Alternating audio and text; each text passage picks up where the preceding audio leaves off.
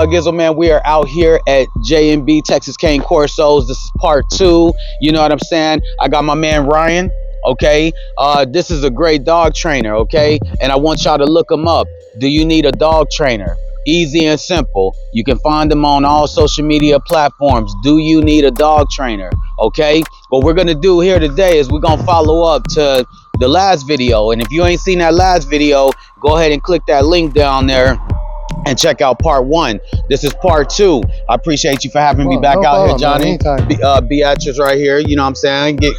Get her on there. She's part of it too, you know. But one of the things that I wanted to start out with, Ryan, we were just having a conversation before I pulled up, and I was talking to a brother who's probably gonna be watching this, and they were saying, like, you know what, it's all about how the dog is treated and how they're raised, that determines if they can be around cats, Cane Corsos and stuff like that. So can you kind of elaborate how you were you know, a few minutes ago? Yeah, so even after a training program, any training, dogs they're still dogs. They're gonna do what they're wanting to do. The biggest thing I tell people is leaving a dog unsupervised is not the best of ideas. Ideally, you want to have them kenneled just so in case they get into anything that they're not supposed to. I joke, but I've had clients tell me that they've had to have socks removed from their dog's insides. Oh, wow. And that's where, again, now moving towards the cat. Okay. That's even bigger because you're asking two animals of different varieties, obviously, to come and mix in together. So leaving them alone is just like leaving a toddler alone in a room full of toys and expecting it not to touch anything. It's a lot for a dog, especially when unsupervised.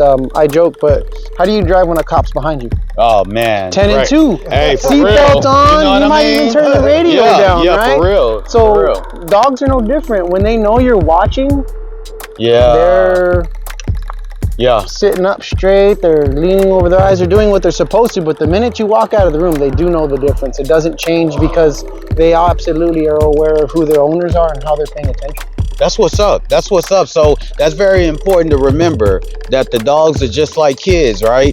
And I believe you were telling me, you know, if you do decide to have a Cane Corso around a cat, you need to kind of walk out the room for a little bit, kind of sneak back in. You would definitely just start off with leaving them not alone, supervised, even if it's by sound. Sight and sound is always how supervision is kept. Because if not, it's not supervised. If you walk out of the house, it's not sight and sound no more. So the very starting off is sight and sound. If you want to, you can start by leaving the room in small intervals while getting and increasing over time to maybe even taking a step out of the house, opening and closing the door real quick, walking back in, and then just increasing your time. And then distance is the other part, because leaving the house is the big portion of it too. But again, this is all in theory with the trained dog, because leaving untrained animals together isn't probably the best idea, I would say. Bet.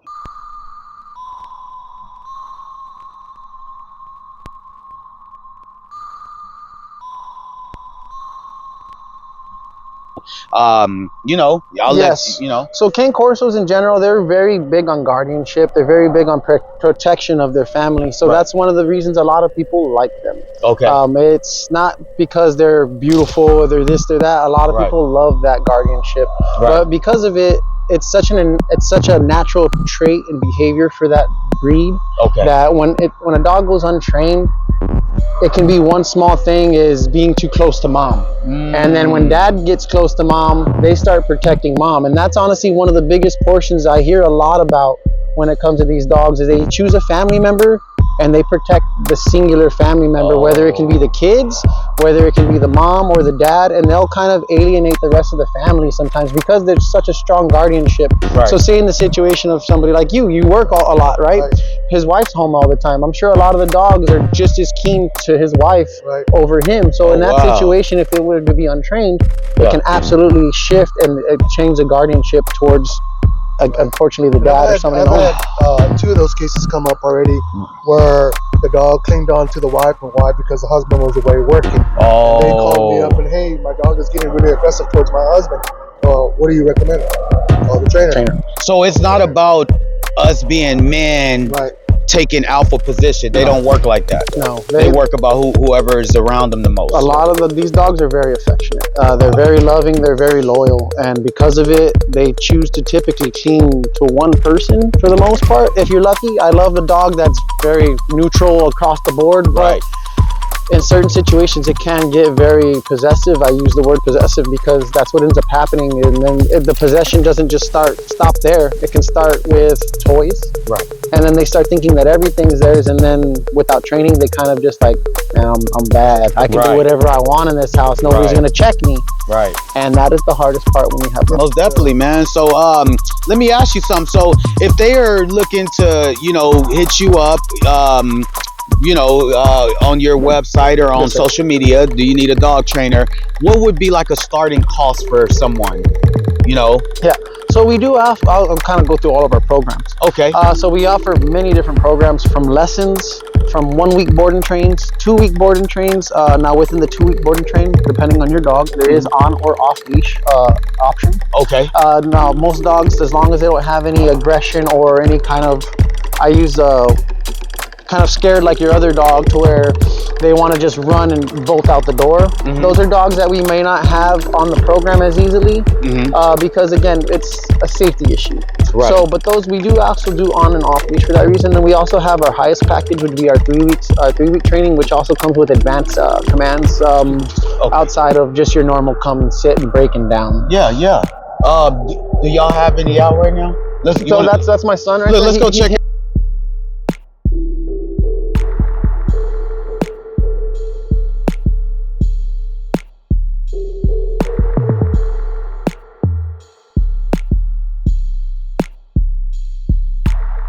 So this is one of the dogs right now. So how old is this one here? This one's about 2 months old, almost 3 months old, a little bit. Her name is Xena.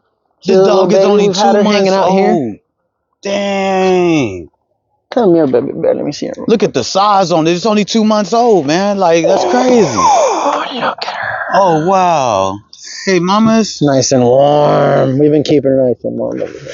Yeah, man. So they grow fast, right? Yes. And how much, like, does, you know, the feeding, I'm pretty sure is it's a lot. Now different owners feed different sizes from start. Now when you have a puppy about this size, you want to be feeding about 3 times a day. Okay. Now based off of the puppy, you kind of just go, I like to free feed some of them a little bit. Yeah. Have more than usual. You'll kind of get to learning what your dog will eat based if you watch them.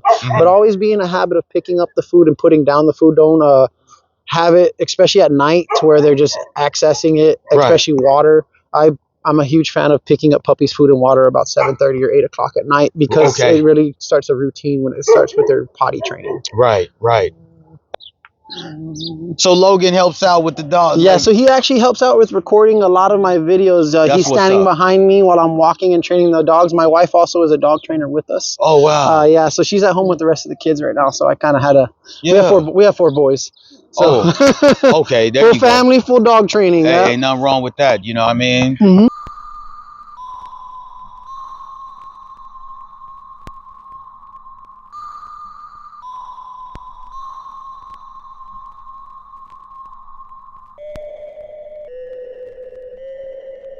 So when do they start wanting that dominance? How fast could something like that come? Teenage phase. Okay. The teenage phase is where it starts. So the teenage phase for a Corso starts at about 9 months old, and it can last all the way almost to 2. About 1.5 years is typically when they'll start to kind of knock out of it. Okay. But from that 8 month to that 1.5 to 2 years old, a Corso will definitely define who they are, and during that time period, because much like puppies or even children, they don't know what they're doing early on. Yeah. And then once they get bigger and they become teenagers, they start to kind of find their way. Yeah. And these guys will do much of the same, but a lot of those stuff that they've picked up as a puppy kind of cross over into being a teenager. So if you train them young, they don't ever develop bad habits. I see what you're saying. And that's a really big thing, is if you can get them early, the earlier you can get them in the training, the better it is, because if you never develop any bad habits, you're never going to continue to do them. Y'all hear that? That was very important. Now, let me ask you something. Would she show aggression to like a smaller dog that was around right now, or no?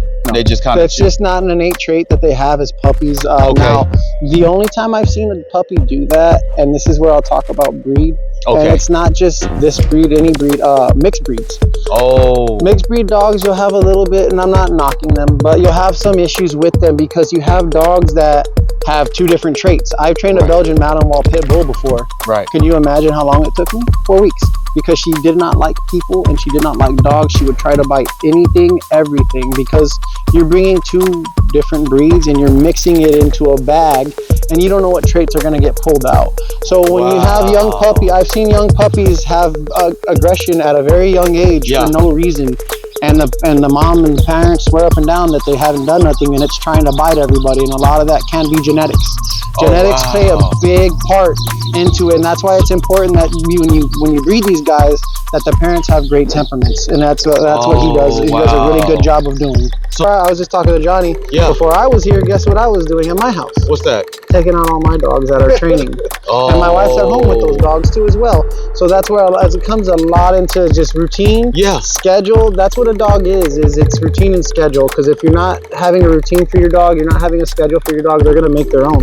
Oh, wow. That's a big portion of training. Hey, that's great information right there. And the big, over here at J&B Texas Cane Corsos, man, they really take care of the dogs. I stamp it. I stand behind it. That's why, I'm back over here again, because like I said, between these two guys, man, your trainer here, do you need a trainer?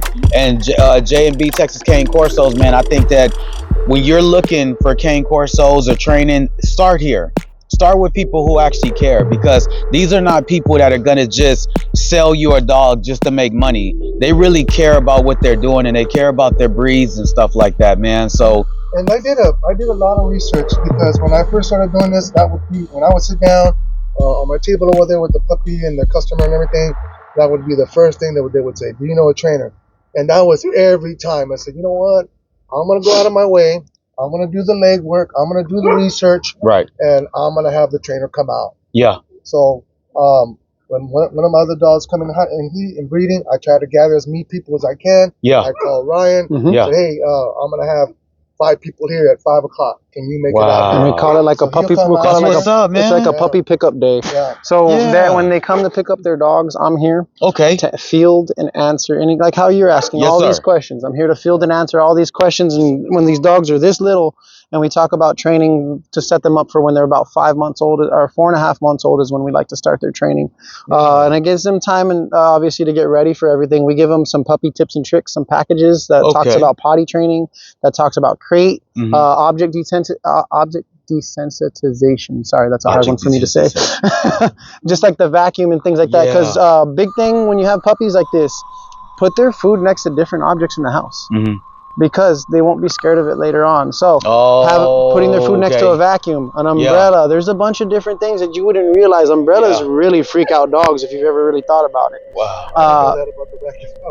You can put their food as puppies next to just about anything, and it'll stop them because they don't know what that object is. So in other words, they'll just eat next to it. If a Cane Corso has never been introduced to a vacuum, you turn it on, they can start freaking out. They can definitely start freaking out and barking boisterously and scare you even.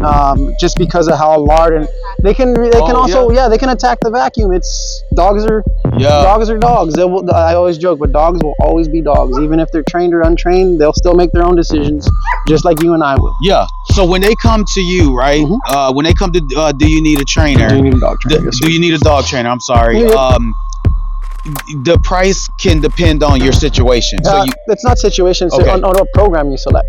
Oh, okay, gotcha. So we have a program starting as low as $400. Okay. And that's more going to be legwork on the owner. That's where I meet up with you and I meet up with the owner and the dog. I teach them for about an hour and a half, and then their job is to replicate what I've taught them for the week. And then we meet up again the following week, and we go. It's pay as you go. Okay. So the first lesson is you get your e-collar, you get all the tools and training tools involved. Yeah. And then the lesson after that, we'll start the sessions, and then we pay as you go, and that's our cheapest program because again, I like for dog training to try to be affordable. So that actually starts at $400. Okay. And then each lesson from then on is $150 from then on, and it's again as many lessons as you want. I've had a client get their success in 8 lessons. Yeah. I've had somebody want 12 lessons. I've had had somebody want 4 lessons. Right. It all depends, and that's why we have that program, because we want people to be able to customize their training.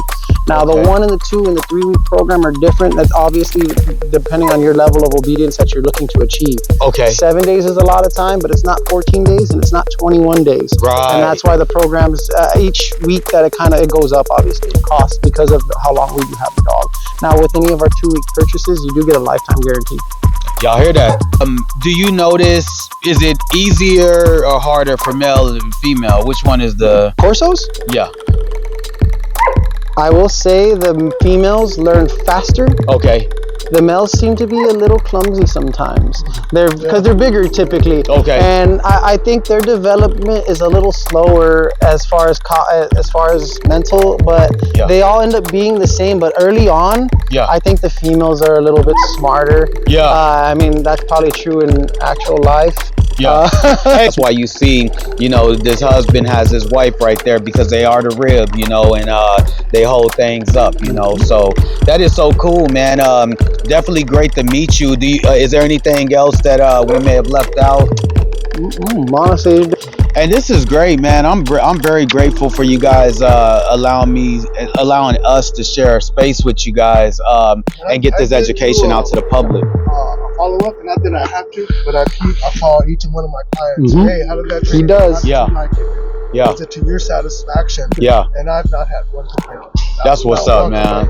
That's what's up. That's what's up. And that's honest. And it's a continued partnership that I love that we have.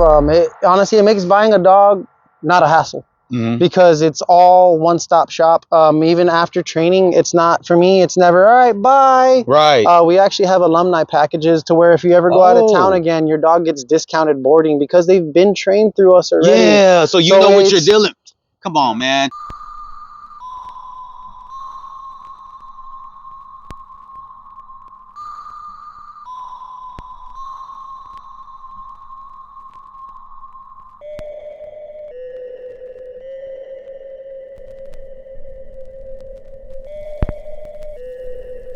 Right. Let me ask you something before we move on. What are the repercussions of somebody getting a Cane Corso saying, "Man, I ain't paying for that training. I don't need no training. I've been working with dogs all my life. I ain't never had a Cane Corso, but I've been working with dogs, so I don't need to get no training." You ever hear stuff like that? All the time. He hears it probably the most. Yeah. And then 3 months down the line, hey, this happened. My dog. Told the dog got training. Yeah. You know. So they'll bite you. They'll bite. You know. They'll do whatever they can. Honestly, once they, and I don't joke, and I don't mean to sound rude or crude, but once the Corso, to me, has that edge over you, it takes a lot to get it back, in my opinion, because they're very smart dogs. Once they know they kind of scare you and you're timid, they know a lot of feeling. So that's the big one. Is wow. So they can sense if they got that dominance over you. You know what I mean? They'll know, like, oh, he's already back down. Yeah. So, and I'm pretty sure their bites are pretty powerful. That's 700 PSIs. Huh? Yep. 700 PSIs. It's one of the strongest. It's one of the strongest bites in the dog world. 700 PSI. That's greater. So do they lock jaw too, or no? But they will keep hitting you. So it's not, and I need y'all to understand this, man, you know, because I got an audience out there, and y'all, you know, people feel like they could just beat up a dog, but I always tell people when they bite you the first time, it's gonna take, you know what I'm saying? I've put on a bite suit before. I used to work for the sheriff's office, actually, here in town, and having a dog manhandle you like that is very humbling.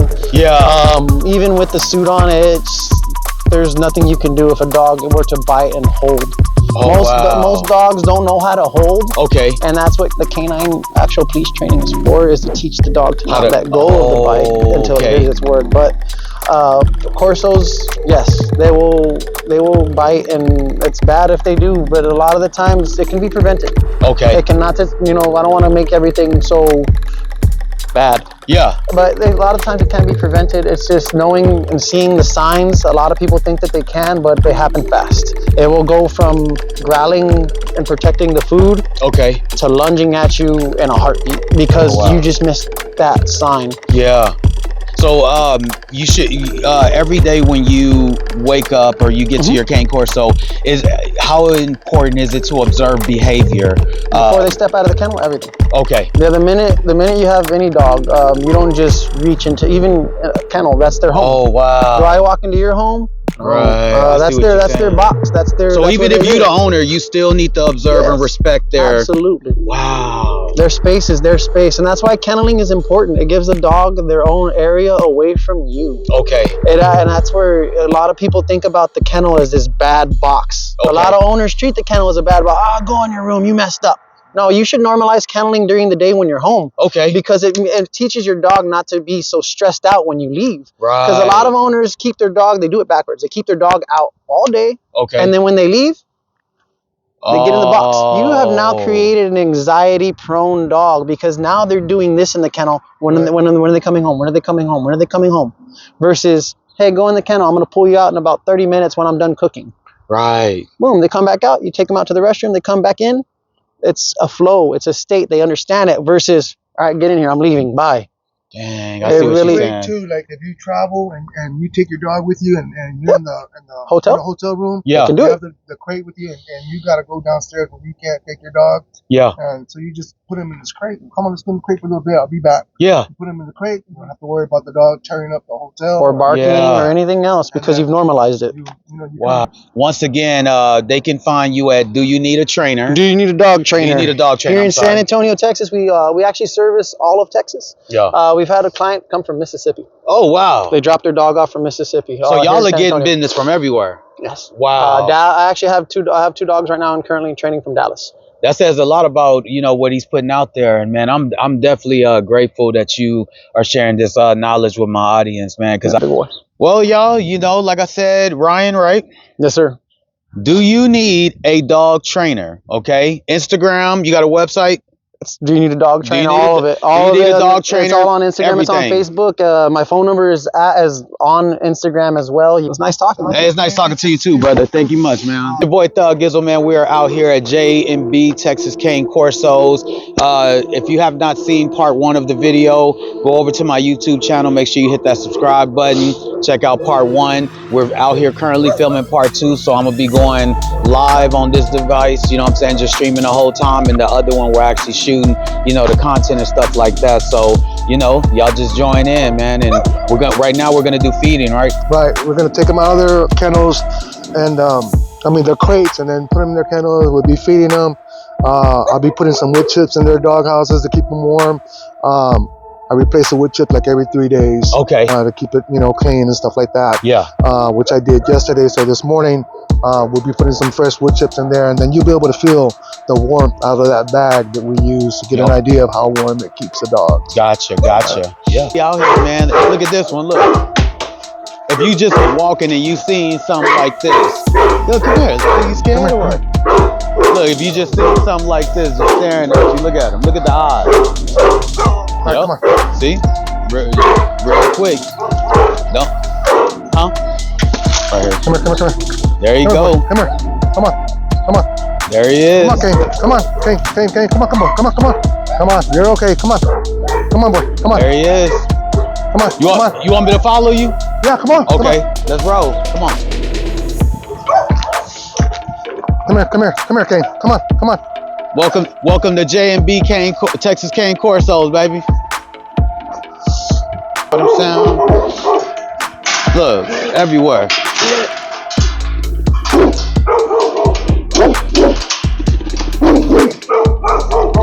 My wife will bring out the easier dogs, and I'm gonna handle the bigger dogs. The wood chips, right? So that way, he's how you were saying to keep them right. I put some of the wood chips in there this morning, and it does keep it like insulated and stuff like that. It's like a nesting for them. Okay. So they get in there and they get all warm and everything.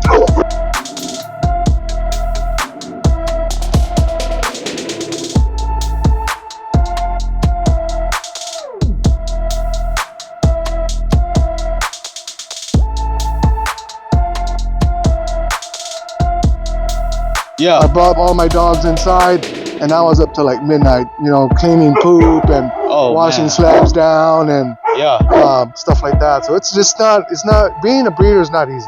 It's a lot. It's just behind the scenes that a lot of people that don't think about this. Oh, I'm just gonna breed dogs. I'm breed dogs. Right. They don't know. They don't understand. Yeah, man. All the work that's involved in these dogs. It's in any breeding. You know, it's just it's a lot of work. It's a lot harder with bigger dogs versus the smaller dogs. Yeah.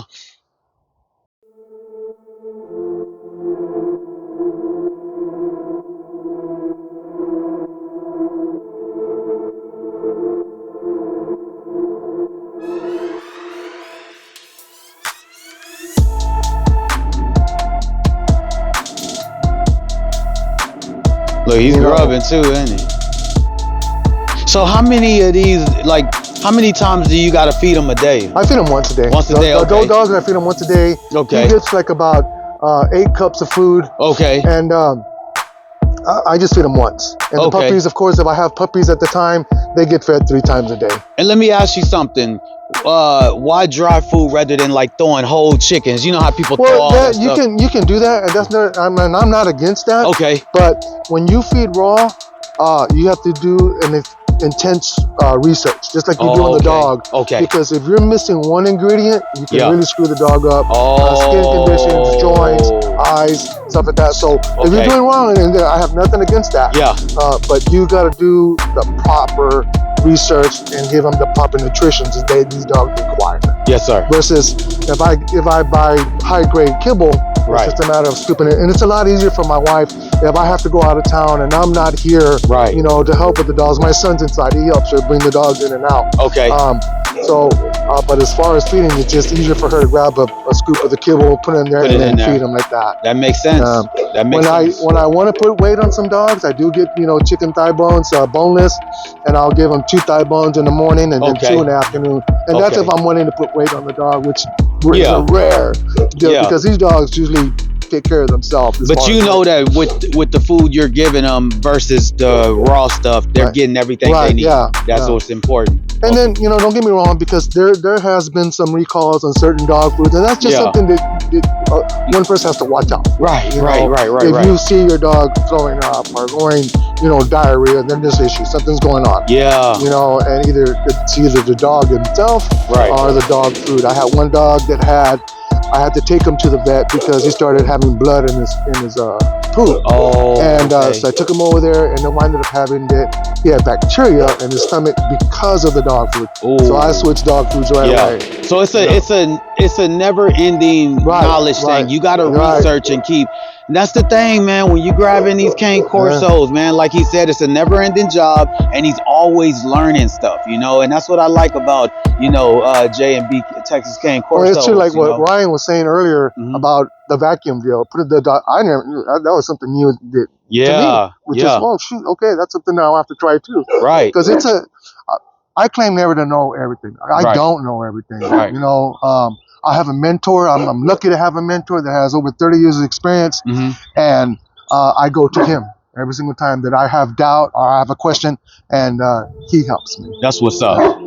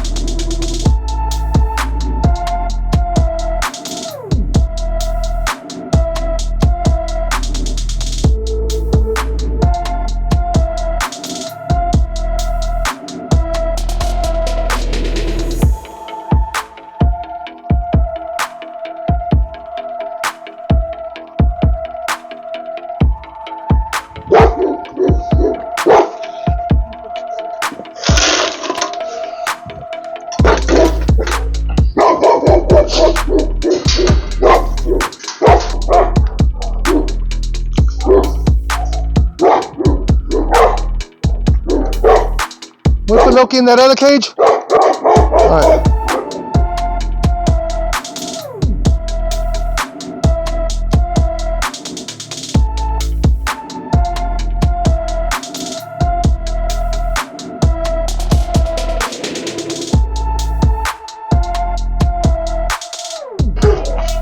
Come on, come on, come on. Go.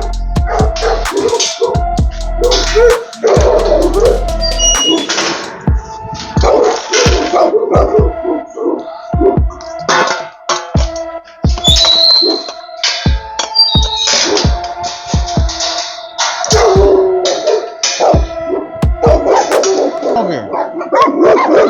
Okay. So if you dig down in here, you can start feeling the warmth. Yeah. So it's like an insulation for them. It's a nesting. Yeah. They really like it a lot. Yeah. And so, like I said, I put this in the winter time. And every 3 days I clean it out and put fresh wood chips in there for them. It does really, really well, and they really like this. Yeah. Some people use hay, and that or straw. Yeah. That's fine too. I just find it a bit more messier. Okay. So I find this easier for me. Yeah. To clean versus that hay or straw. Yeah. You know. And that's what I'm saying, man. He's telling y'all this is a never-ending job, man. Like Sundays is my high pressure washer cleaning days, which is today. Okay. So today, once it's a little bit warmer, I'll let the dog run loose, one or two, and I'll pressure wash each one of these cages to sterilize. And let me ask you something. Do you know which ones go good together versus won't? I have to put a male and a female. Oh. Okay, so it can't be two males or never two do females. two males or two females. Well, my side. Okay. It could be different for somebody else's count. Gotcha. But my dogs, I just don't take chances like that. Some of them get aggressive towards each other. Yeah. So I put, one female, one male, and they run the yard. While I do cleaning. And they get along and stuff like that? Right, yeah. And how high can they jump? If they wanted to, could they jump over these? The other day, this black dog, I was having my inspection. Yeah. And he was at the top of that kennel. Are you serious? He was yo, you look at this, y'all. Ready to jump out. I was like, damn. So he's the only one that's done that. Yeah. So each dog is different, that's what we're saying there. They all have different personalities. They all have, like, for example, this kennel had a top on it, just like all the rest. Yeah. But he didn't like the top. Yeah. So he tore it down. That's your son right there? That's my oldest son, yeah. I saw a familiar face. Yeah. I was like, hey, Juan, come on back here. I was like, he looked familiar. Yeah. Now, I told you that I travel, right? Yeah. So I do travel to do dog business, and my son stays in Dallas. Yeah. So he saves me a ton of money. Yeah. By either taking my puppies that I have, or me spending the night in his home. Yeah, but dogs, man. How you doing, man? Yeah, man. Yeah. His son was my neighbor, man. I've been doing this since I was 15. Really? Yeah, not this certain breed. Yeah. But the breeding dogs itself. That's what's up. Was it Sharpies? They did pit bulls, they did Sharpies, they did Dobermans, English Mastiffs, everything. But this, and not because I have them, is the best breed that I've ever had. Really? Best breed, intelligent-wise, training-wise, the whole nine yards. So how many different breeds or Cane Corsos would you say, estimator? Breeders? No, like different, is there different breeds of them, like different kinds? You know how you... There is two different kinds of Corsos. One is an American-bred Corso, and one is an import Corso. With your Thailand. My neighbor next door, that's an American-bred Cane Corso. Okay. So these are going to be more expensive. Right. Okay, gotcha. In some cases, no, it just depends. Okay. But the imports do tend to be a lot more expensive versus the American-bred Cane Corsos. Most definitely. Okay. Most definitely. And I do like to bring something up that we're here that I've been telling you earlier. Okay. That I did a lot of research on you before we did this, just to make sure everything was good. Yes, sir. And I saw where you came from. Yes, sir. Like I told you earlier, some kids think that because they're in a certain situation that's the way life is supposed to be. Right. And it's not. It's up to the individual to step back and look at the outside picture and see how life is supposed to really be. Right. And you did that. Yes, sir. You know, even though that you were in the foster program until you aged out. Right. But look where you're at now, and look what you're doing. I have a lot of respect for you. Hey, man, it goes both ways, man. And definitely. You know, you turn your life around and say, hey, you know what? That's not the way life's supposed to be. Right. This is the way life's supposed to be. My son did the same thing. Yes, sir. My son turned around. He was in a bad situation, getting in trouble all the time. Right. And, you know, I gave him some advice. I said, you know what, son? The best thing for you to do is to move out of this town, leave your friends that you're supposed to be your friends, right, and move forward. And that's important, man. To always don't become a product of your environment. You know what I'm saying? Always move around and change it. It's a big world, man. So I'm grateful that I didn't get caught up, you know, when I was, you know, on the other side of things. You know what I'm saying? Because it's you just never know. You know what I'm saying? Like I never knew I was gonna be traveling to different countries and stuff, and that's what I want to encourage the youth that are watching. You know. Even the adults, you know what I'm saying? Some of us become products of our environment because we don't stretch out and go see nothing. We're just used to what's around us, man. So, you know, I'm living proof that you can change. My man Juan living proof that you can change. And we all got a story, even his dad. You know what I'm saying? He had to get here some way, you know?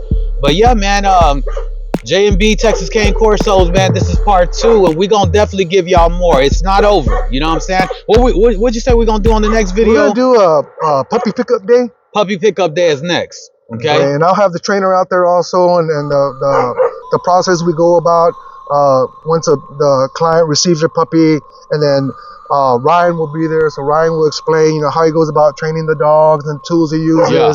He'll answer questions, and we make sure that they go home confident. They're going to be going home confident with a confident puppy, and then follow the steps that need to be taken. Most definitely. Well, look, man, we definitely appreciate everybody that's been tuning in. Once again, man, we are here at J&B Texas Cane Corso. You see the number right there to them, the direct number. You have their email address, you know. So if you are looking to buy Cane Corsos, come, even if you decide, okay, well, I'm not gonna shop with them, I got somebody else, come get the knowledge, okay? Because that could change everything, you know. Maybe the breeder you're dealing with may not have certain knowledge, because even my guy here, he's like, look, I don't know everything, I learn every day. And I'd rather deal with someone like that, because I don't think none of us can ever know everything, you know what I'm saying? None of us are God, right? So I like to deal with humble people, and like I said, this setup is by far the nicest setup I've ever seen. I mean, even, you know, it's a dog's life, right? But look how comfortable they are. You don't see none of them, you know, lacking protein or nothing. They're all in good shape. They all have enough space. They have great attitudes. You know what I mean? It's amazing, man, what they're doing over here. So, you know, between J&B Texas Cane Corsos and do you need a dog trainer? Man, those are the go-tos right now, man. It's your boy Thuggizzle. I do appreciate you having me out again, brother. No problem, man. And we're gonna do a part 3, you know. So y'all be tuned in for that, okay? It's your boy.